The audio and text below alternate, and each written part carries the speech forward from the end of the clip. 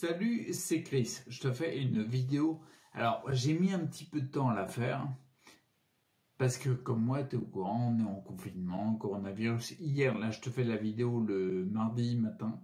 Donc, hier, on a eu les infos comme quoi le confinement allait durer 2 mois.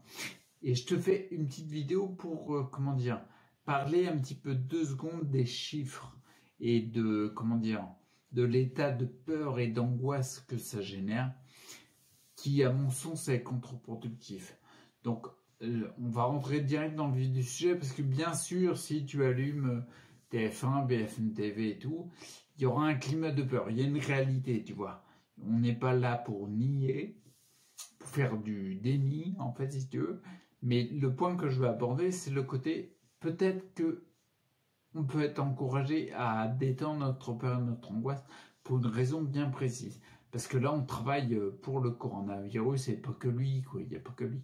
Il y a tous les autres. Enfin bref, je vais te dire ça en détail. Bon bref, le premier truc que je voulais te parler, c'était la notion de létalité. D'accord, la létalité, c'est le nombre de morts par rapport au nombre de malades. On entend parler un petit peu dans tous les coins. Donc bien sûr, il avait été noté que le coronavirus avait une létalité plus forte que la grippe saisonnière, par exemple. On va calmer un peu les choses. On va parler de létalité. Il y a des différences énormes entre les pays et entre les tranches d'âge, plein de choses, tu vois. Si tu compares l'Allemagne et l'Italie, ça n'a strictement rien à voir, d'accord? Et c'est là, je voudrais dire, c'est un point très important parce que, par exemple, l'Italie, il y a quelques jours, j'avais regardé, ils avaient un taux de létalité de 7,8%.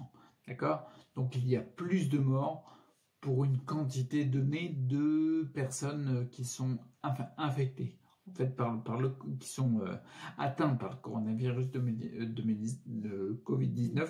Elle n'a pas voulu sortir. Bref, ceux qui sont atteints, la population atteinte, il y a une plus grosse proportion de décès en Italie avec le fameux 7,8 qu'en Allemagne. Et en Allemagne, en effet, par exemple, j'ai vu, tu vois, il y a des nouvelles, des infos comme dans Le Monde ou plein d'autres trucs, bon bref, qui s'interrogent sur le taux de létalité. Ça va être vite réglé, tu vois. Le taux de létalité en Allemagne, il était de 0,3 il y a 2 jours. 0,3. Il y a quand même une sacrée disparité, quoi. Tu vois, par exemple, en France, moi j'avais regardé, le taux, à une époque, il était de 2,4. Je ne sais plus à combien il est là. 2,4. Et quand tu regardais les personnes qui ont plus de 70 ou 80 ans, bref, les personnes âgées, elles avaient un taux de létalité beaucoup plus fort, 10%. Et les personnes entre 40 et 50 ans, je n'ai pas fait le détail de tout, mais elles avaient un taux de létalité de 0,4. Il y a un petit rapport qui est hyper important à faire, à mon avis, c'est que là, ça met clairement en évidence qu'il y a des personnes qui créent beaucoup plus de symptômes, qui peuvent aller jusqu'au décès lorsqu'elles sont faibles. La population italienne, elle a beaucoup de personnes âgées, donc des personnes potentiellement plus faibles, moins résistantes. Donc forcément, le taux de mortalité, il est beaucoup plus élevé. Et moi, ça me paraît carrément logique, c'est une déduction, quoi. Donc c'est un petit peu, tu vois, en Allemagne, par exemple, si tu prends en Allemagne, qu'est-ce qui pourrait expliquer un taux de mortalité très faible pour un nombre de cas donnés? Peut-être, je sais pas, tu vois, par exemple en Allemagne, le premier truc qui me vient en tête, c'est dans les années 90, 96, je crois, de mémoire, la population allemande a manifesté dans les rues pour obtenir le remboursement par la sécurité sociale, le remboursement des désintoxications aux métaux lourds. Plus tu retires de toxines de ton corps, plus tu fais faiblir ce qu'on appelle la toxémie, plus tu as un corps qui est résistant, qui est puissant. Tu as un terrain, quand on parle dans l'hygiénisme, tu es plus fort, tu es plus résistant. Donc ça pourrait être un élément, parce que si le gouvernement il rembourse avec la sécurité sociale les traitements de désintoxication aux métaux lourds, quels qu'ils soient, d'accord, que ce soit des médicaments ou alors des éléments naturels, ça prouve qu'il y a une plus grande population, une plus grande partie de la population qui est touchée par le fait d'avoir une toxémie plus faible, un nombre de toxines, d'accord? Ça pourrait être un élément expliquant ça. À chaque fois, quel que soit le pays, quand tu regardes le taux de létalité, quand tu, à l'intérieur d'un pays, quand tu fais, et c'est facile, hein, tu les as sur Internet très facilement, les statistiques. Et ben, quand tu regardes le taux de létalité par rapport aux tranches d'âge, avec les enfants, on parle de porteurs sains. C'est-à-dire, ils ne font pas de symptômes, mais ils ont le coronavirus. Ils sont moins faibles qu'une personne âgée. D'accord? Tout ça pour te dire quoi? Peut-être que le climat de peur qu'on génère en se faisant peur, en regardant les chiffres de mortalité, je ne suis pas en train de dire, attention mon discours, je ne suis pas en train de dire qu'il n'est pas nécessaire de prendre des mesures. J'y viens juste après. D'accord? Mais peut-être que le climat de peur, il pourrait être plus délétère que les faits. D'accord? Il faut savoir que, par exemple, ça a été prouvé scientifiquement, la peur et l'anxiété, quoi, plus tu as peur, plus tu es anxieux, plus tu fais chuter ton immunité. Et c'est vraiment là que je veux en venir. Peut-être que la peur et l'anxiété qu'on a autour d'une information, quelle qu'elle soit, on est, on affaiblit notre terrain et on est contre-productif parce qu'en fin de compte, même si c'est un fait, il n'y a pas à nier, il n'y a pas à faire de déni face à ce qui est. C'est une bonne idée, le confinement, j'y viens dessus tout de suite. Peut-être qu'on est invité à détendre notre angoisse, notre peur, pour justement garder notre immunité, pour faire face encore plus efficacement au coronavirus et à tous les autres virus d'ailleurs, parce qu'il n'y a pas que lui, d'accord? Et je reviens vite fait par rapport à la notion du confinement. Tu vois, on entend que quand tu sors dans la rue, tu vas comprendre de suite, il y a un ralentissement, d'accord? Et je pense, à mon humble avis, que c'est une très bonne mesure, d'accord? C'est-à-dire que coronavirus ou autre, je pense que c'est une bonne chose d'avoir un ralentissement, tu vois, ça passe par le confinement. Parce qu'en effet, tu le vois dans les courbes, quels que soient les pays, il y a une progression nette, d'accord? Il y a une prolifération. Moi, je pense que c'est pas étonnant parce qu'on est au mois de mars. Et avril, mai, juin, ça va se calmer, surtout avec les mesures qui sont prises. Parce que les mesures, on a vu en Chine que ça a calmé tout de suite la prolifération. Tu vois les courbes dont je te parle. Les courbes, elles augmentent en termes de quantité de personnes infectées et de personnes qui sont décédées de l'infection. Avec le fait de prendre en compte que le terrain est important, que ta qualité de résistance est importante. En effet, cet élément-là, c'est, le confinement, pour moi, il est nécessaire et il est de bon augure parce qu'il nous fait avoir plein d'avantages qu'on n'avait pas. Et ça, je vais en revenir, je vais faire une autre vidéo là-dessus. Je t'en parlerai plus précisément des avantages du confinement. Mais forcément, le confinement, le fait de ralentir, ça va ralentir la prolifération. C'est mathématique, c'est complètement logique. Il faudra peut-être du temps parce qu'il y a une inertie à la... Il faut savoir que le coronavirus, il a 15 jours d'incubation, je crois. Donc, il va forcément y avoir un délai pour l'impact par rapport au confinement ou aux mesures qui ont été prises. Mais là, l'air de rien, on est quand même dans la deuxième semaine. Donc, je pense que l'impact, il ne devrait pas tarder. Il est hyper important cet élément-là, je pense. Et je pense même qu'il serait important ça serait même bon de refaire ce genre de choses-là dans le futur, même pas forcément qu'il y ait le coronavirus. Je te le dirai dans l'autre vidéo. Bref, là, ce que je veux rentrer sur le ralentissement, je trouve que c'est important.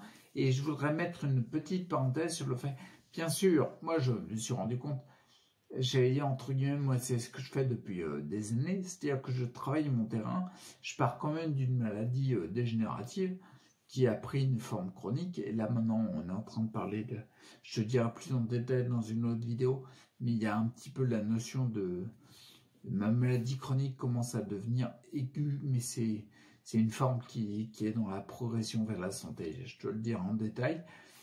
Mais à un moment donné, donc entre guillemets, tout ça pour te dire, je sais très bien ce que c'est que remonter le terrain, et c'est vraiment, comment dire, ce créneau-là, cette direction-là que j'ai pris depuis fin 2016 très fortement, mais même depuis le début, 2013. Donc fin 2016, j'ai pris fortement.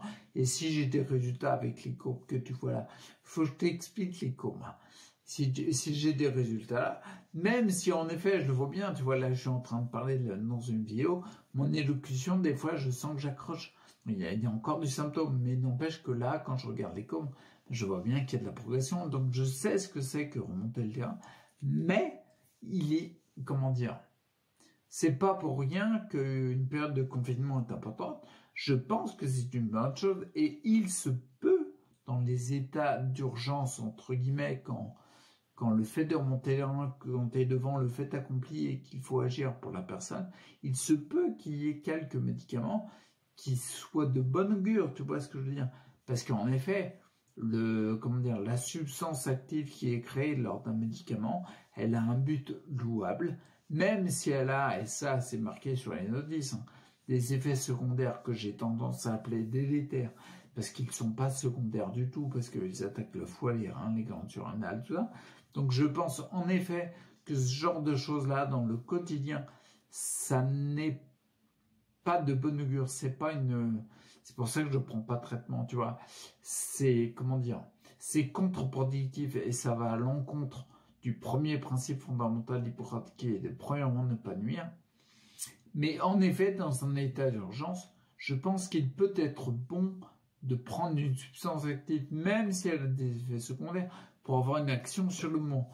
Concrètement, tu vois, comment ils appellent ça? J'ai noté, ah oui, en ce moment, ils parlent de la chloroquine. Bon, peu importe, c'est un médicament qui pourrait avoir une influence sur la réduction de la charge virale. C'est hyper important.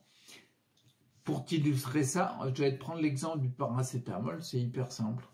Le paracétamol, c'est magnifique. Quand tu es dans un état d'urgence, tu es bien content de le trouver, ton paracétamol, ton Doliprane, pour faire réduire, par exemple, le mal de crâne hallucinant que tu as.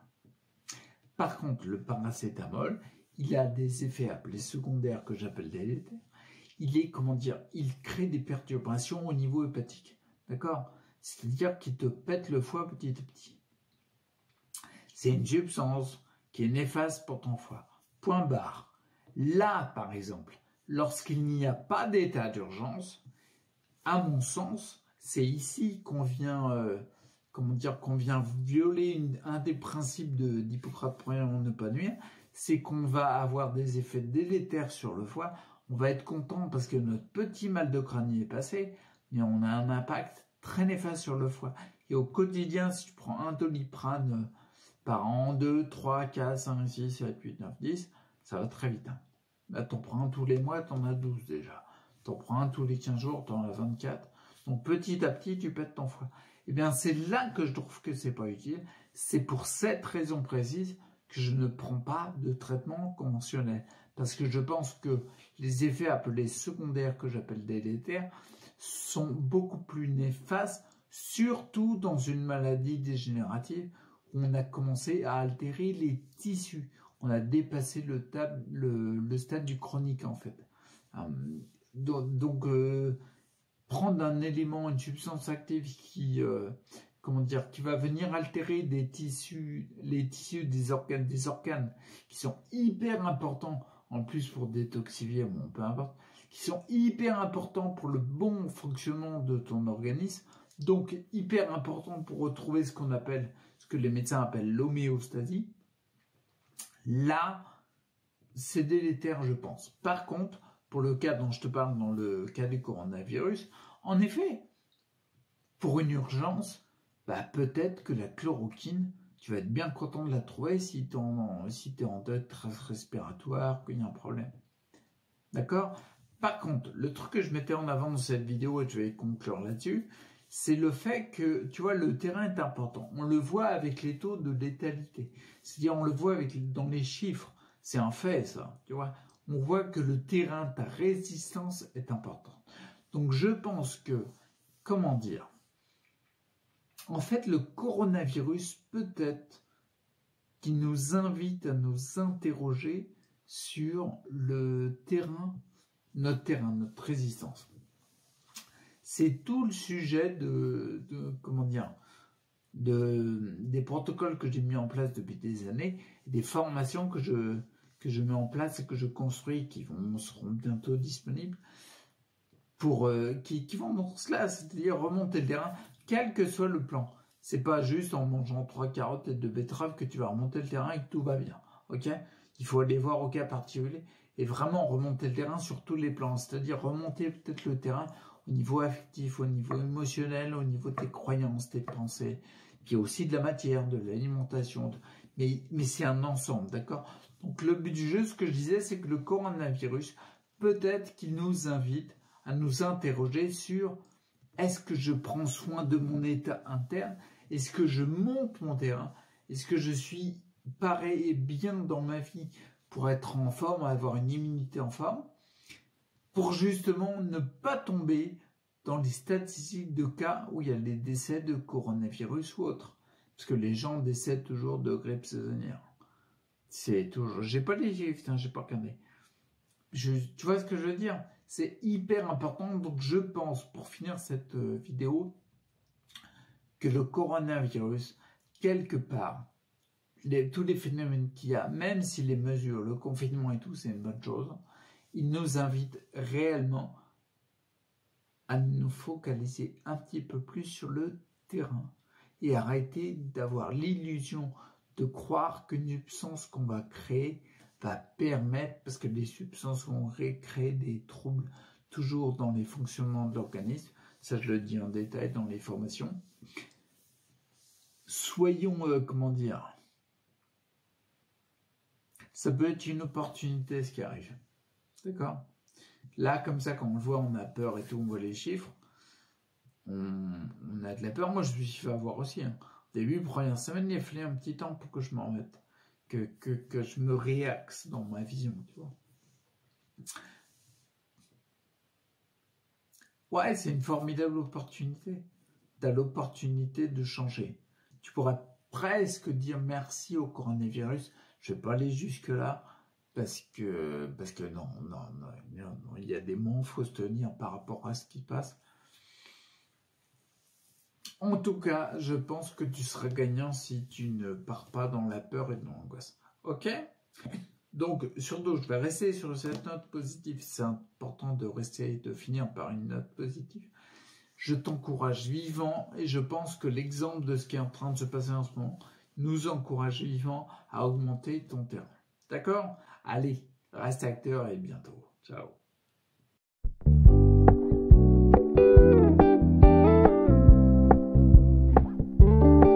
We're gonna keep it low key, keep it softly spoken, with no strings tying you to me.